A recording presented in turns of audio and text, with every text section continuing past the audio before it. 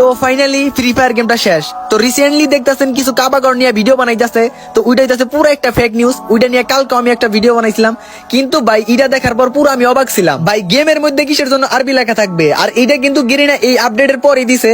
আর কি আর বলবো, গেরিনা আমাদের সাথে পুরো একটা দুর্নীতি করতেছে।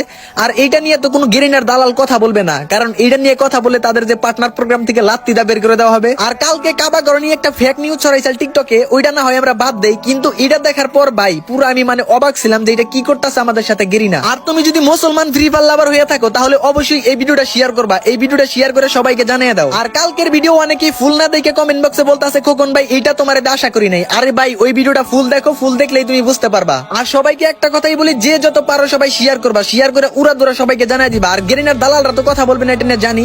আর এটা কিন্তু এই আপডেটই করছে, তোমরা তো দেখতেই পারতাছো। এইটা নিয়ে আর আমার কোনো কিছু বলার নাই, কি বলবো।